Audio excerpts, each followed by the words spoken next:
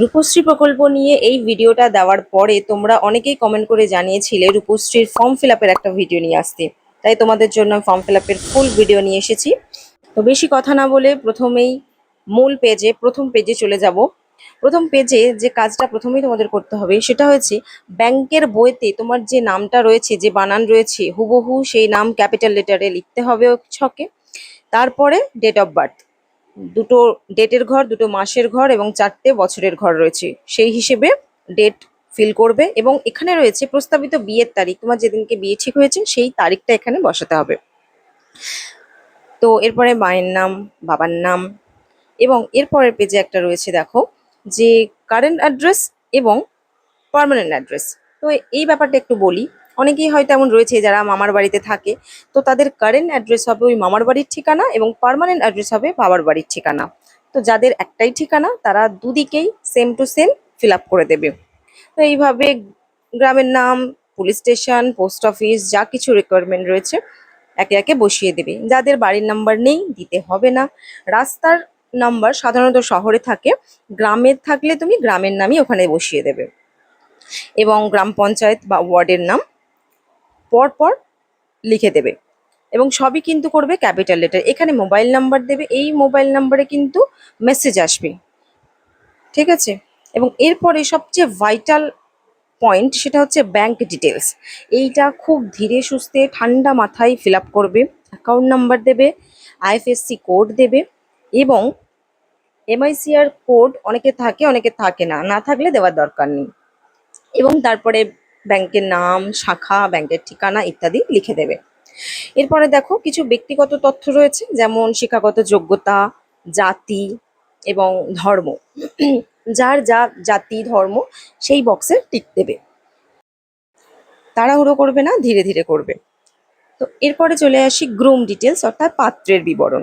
পাত্রের থেকে তার সমস্ত কিছু অ্যাড্রেস ভালোভাবে জেনে নিয়ে তার নাম, বয়স, ঠিকানা সব কিছু কিন্তু ক্যাপিটাল লেটারে ফিল করে দেবে। পিনকোড সব কিছু দিতে হবে।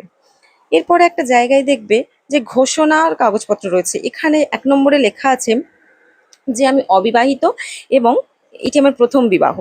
2 নম্বরে লেখা রয়েছে কি, আমার ফ্যামিলি ইনকাম 1.5 লাখের বেশি না, বছরে 1.5 লাখের বেশি না।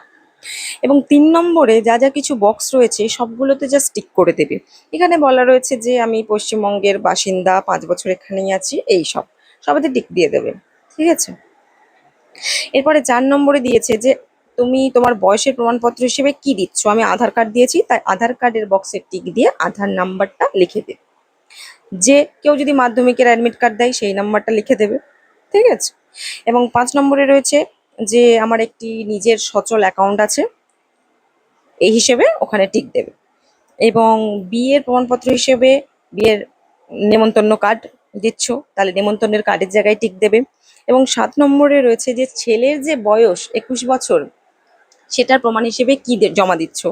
কেউ অ্যাডমিট কার্ড দিতে পারো, কেউ প্যান কার্ড, কেউ আধার কার্ড, যে যা কার্ড দেবে সেই ঘরে টিক দিয়ে সেই নাম্বারটা লিখে দেবে। এইটা দেখো, এইটা বিভিন্ন ফর্মে দেখা যায়। এখানে আধার কার্ডের নাম্বারটা দুবার করে চাই, সই চাই। এটা কোনো ফর্মে আছে, কোনো ফর্মে নেই। যাদের নেই ভাবনার কিছু নেই, ফর্ম আপডেট হয়, মাঝে মধ্যে চেঞ্জ হয়, তো কোনো ব্যাপার নেই, আধার কার্ড আমরা নাম্বার অন্য জায়গায় কিন্তু দিচ্ছি।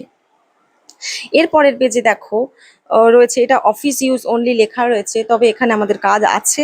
এই ফর্মের মাঝামাঝি দেখতে পাবে এক জায়গায় লেখা আছে উইটনেস নেম অ্যান্ড অ্যাড্রেস।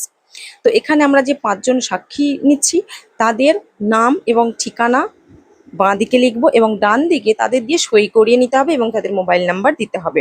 কারণ ওই মোবাইল নাম্বারে অফিস থেকে কিন্তু ফোন করে জিজ্ঞেস করতে পারে তোমার বিয়ের ব্যাপারে, ঠিক আছে। তো ঠিক নাম্বারটাই দেবে।